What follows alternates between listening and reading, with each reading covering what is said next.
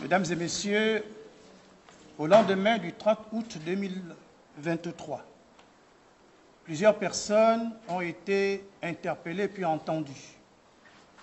À l'issue des enquêtes préliminaires, le procureur de la République, près le tribunal de premier instance de Libreville, ouvrait une information judiciaire contre 13 d'entre elles, dont Sylvie Marie-Aimée Valentin, épouse Bongo, et Noureddine Bongo Valentin pour détournement des deniers publics, complicité de détournement des deniers publics, blanchiment de capitaux, complicité de blanchiment de capitaux, troubles aux opérations du collège électoral, corruption, concussion, usurpation de titres et de fonctions, faux usage de faux, recel, contrefaçon des imprimés officiels des institutions, contrefaçon du sceau de l'État et association de malfaiteurs.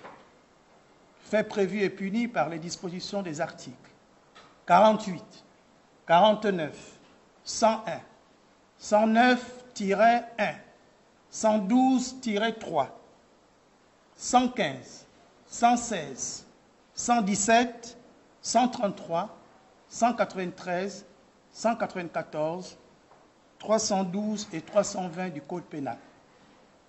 Inculpés de ces chefs par le juge d'instruction spécialisé en charge du premier cabinet, ils étaient tous inculpés puis incarcérés, à l'exception des nommés Steve Zeko Dieko, Jordan Camuset et Gabin Ota Ndumba.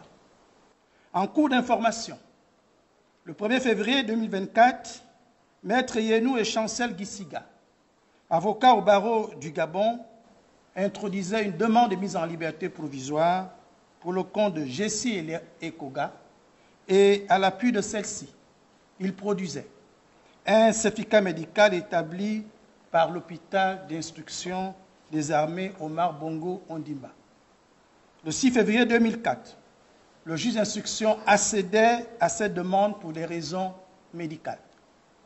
Le 10 avril 2025, le juge d'instruction clôturait son information judiciaire par une ordonnance de non-lieu partiel, de requalification et de transmission des pièces au parquet général. Le 28 avril 2025, l'entier dossier était transmis au procureur général aux fins de saisine de la chambre d'accusation. Le 12 mai 2025, Maître Yubé Kalé, avocate au barreau du Gabon, adressait au procureur général des demandes d'élargissement provisoire pour le compte de Sylvie Marie-Aimée Valentin, épouse Bongo, et Noureddine Bongo Valentin. Dans celle-ci, elle alléguait que l'état de santé de ses clients était préoccupant et produisait à cet effet des certificats médicaux délivrés par le médecin-chef de la prison et par le médecin général Jean-Raymond Zézé de l'hôpital d'instruction des armées Omar Bongo Ondimba. Saisi par le procureur général, l'agent judiciaire de l'État déclarait ne pas s'opposer aux dites demandes pour des raisons humanitaires.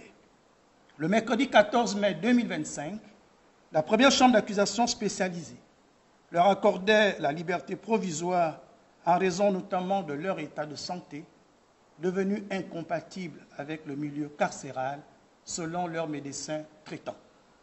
Je tiens à rappeler que la liberté est le principe et la détention l'exception, et que cette mise en liberté provisoire, qui a été ordonnée pour des raisons médicales, s'inscrit dans le strict respect des dispositions des articles 132 et 143 du Code de procédure pénale.